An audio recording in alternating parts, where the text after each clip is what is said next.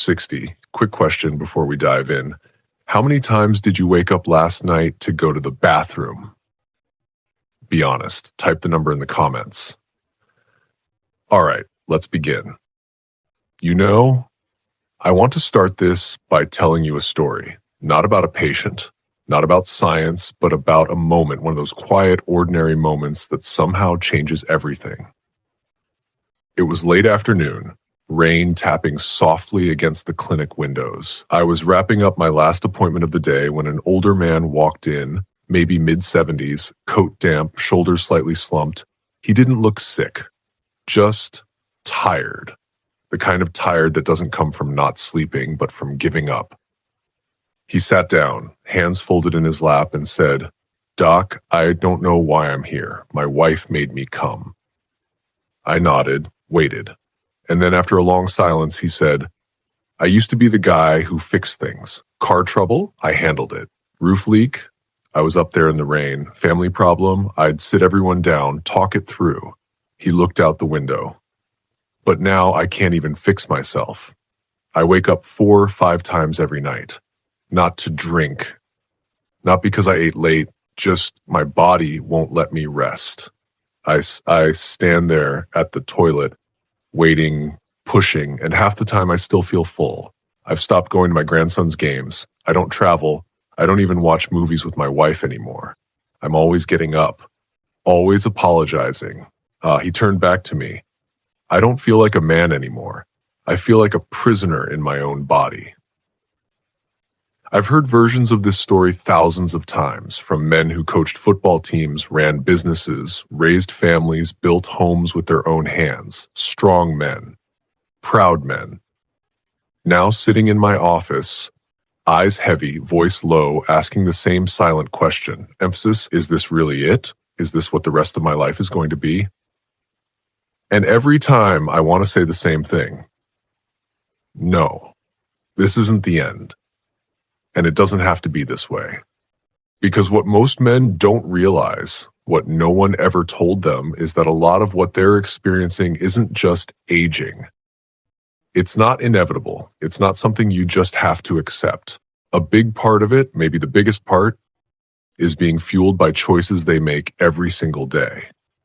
Small choices, seemingly harmless ones, like what they eat for breakfast. And right now, as we speak, there's one fruit, common, colorful, sitting on breakfast plates across the country, that might be quietly making everything worse. Not because it's bad in some dramatic way, but because of how it interacts with your body after 60, how it messes with your hormones, your medications, and yes, your prostate. My name is Dr. James Hartwell. I've been a urologist for over 30 years.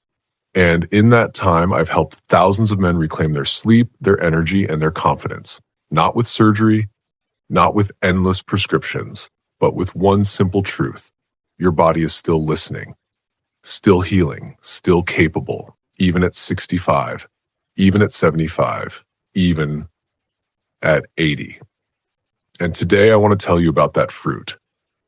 Not to scare you, not to shame you, but to give you back something you may have forgotten you had: control. Before we go any further, I need you to do something. Just for a second. Close your eyes if you can, or just pause for a breath. And ask yourself, how many times did I wake up last night to go to the bathroom? Was it once, twice, 3, 4? Now don't brush it off. Don't say, "Oh, that's normal." Because here's the thing, it isn't. Not really. Yes, the prostate tends to grow with age. That's true. But the severity of what you're feeling, the urgency, the straining, the broken sleep, that's often being amplified by things you can actually change. And one of the quietest, sneakiest culprits, a fruit you've probably been eating for decades thinking it was good for you. Let me tell you about a man named Carl. Came to see me about 2 years ago. Retired school principal, sharp mind, healthy weight, walked every morning, ate salads, avoided red meat, took his blood pressure meds like clockwork. By all measures, he was doing everything right. But he was miserable. He hadn't slept through the night in 8 years. Woke up 4, sometimes 5 times. His wife said he was irritable, distant, like he was always somewhere else. He told me, "I love my wife, Doc, but I don't even want to be near her anymore. I'm exhausted. I feel broken." We ran tests. Prostate was enlarged, but not unusually so. PSA was stable, no signs of cancer. Classic BPH, benign prostatic hyperplasia, the kind of thing most doctors would just treat with a pill and send him on his way. But I asked him about his diet. He said, "Pretty clean. Oatmeal, tea, half a grapefruit every morning. I've done that since the 80s. My doctor said it was good for my heart." I looked at him and said, "Carl, I need you to stop eating grapefruit. Completely. No juice, no extract, nothing." He laughed. "You're kidding. That little fruit? That's what's doing this." I said, "Try it, just for 3 weeks. Replace it with something else. Blueberries, pomegranate, even an orange, but no grapefruit." He agreed, mostly because his wife insisted. 3 weeks later, he walked into my office, different man, standing taller, smiling. "I slept through the night," he said. "First time in a decade. His blood pressure was lower. His mood was better. His wife said he was present again. And all he did? He stopped eating one piece of fruit." Now, was that the only factor? Probably not, but it was the trigger, the thing that was quietly making everything else worse. Because grapefruit, for all its reputation as a healthy breakfast staple, has 2 hidden effects on men over 60 that most people don't know about. Raise intensity. First, it interferes with how your liver processes medication. Most men your age are on at least one prescription. Blood pressure, cholesterol, maybe diabetes or anxiety meds. These drugs are broken down by an enzyme in your liver called CP3A4. Grapefruit blocks that enzyme, which means the medication stays in your system longer, builds up, can cause side effects, can increase inflammation, and yes, can aggravate your prostate. So you think you're managing your health, but in reality, you might be overloading your body. Second, and this is even more important, grapefruit affects your hormones. As men age, testosterone naturally declines. Estrogen levels, relatively speaking, go up. That imbalance is like fertilizer for prostate growth. And grapefruit? It contains compounds, naringenin and furanocoumarins, that can increase free estrogen and disrupt testosterone metabolism. So while you're eating it thinking you're cleansing or boosting immunity, you're actually creating the perfect internal environment for your prostate to swell. It's not poison. It's not evil. But for a man over 60, it's like pouring gasoline on a slow-burning fire. And the cruelest part? No one warns you. There's no label, no red flag at the grocery store. You see it in ads, on magazine covers, in detox plans. You think you're doing something good. And for years, you feel proud of that choice. Until one day, you wake up and realize you're not the man you used to be, and you don't know why. But now you do. And that brings us to the real question. What do you do instead? Because I'm not here to just point out a problem. I'm here to give you a way forward. A simple, practical, doable path back to better sleep, better energy, and better control. And it starts with 3 fruits, 3 vegetables, and 1 daily habit. Let's talk about the fruits first. Blueberries. Small, dark, unassuming, but packed with antioxidants that reduce inflammation in the prostate. One study followed men who ate a cup of blueberries a day for 8 weeks. Result? Nighttime urination dropped by nearly 30%. Not because of a drug, not because of surgery, because of food. Pomegranate, one of the most powerful prostate protective fruits on the planet.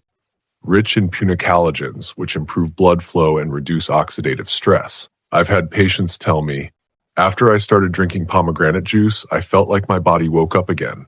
Not a miracle, just nature working the way it should. Apples.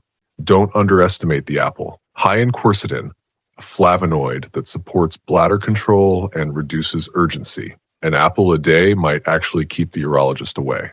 Now, the vegetables. Broccoli. Contains sulforaphane, a compound shown in studies to shrink prostate tissue. Steam it. Roast it. Add it to soups. Just eat it. Your body will thank you. Brussels sprouts. Love them or hate them, they're prostate gold. Full of indole 3-carbinol, which helps your liver clear excess estrogen, exactly what you need after 60. Cauliflower. Low carb, versatile, and gentle on digestion. Replace rice. Make mashed potatoes. It's not about deprivation, it's about supporting your body.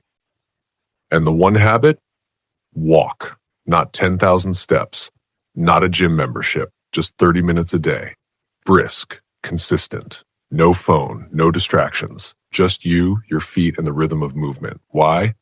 Because walking reduces inflammation, improves circulation, balances hormones, and clears your mind. I've had patients tell me their daily walk became the most important part of their healing. One man, Robert, 66, said, "I started walking with my wife every evening. We hadn't talked like that in years. I forgot how much I liked her." And his symptoms gone in 10 weeks. No meds. No surgery. Just food. Movement. Connection. That's the power of small choices.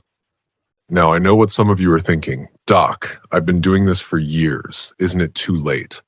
Let me tell you about Tom, 72 years old. Came to me in a wheelchair, not because he couldn't walk, but because he was so exhausted from sleepless nights, he didn't have the energy. His wife said he was a ghost. He hadn't traveled in 8 years. Avoided family events.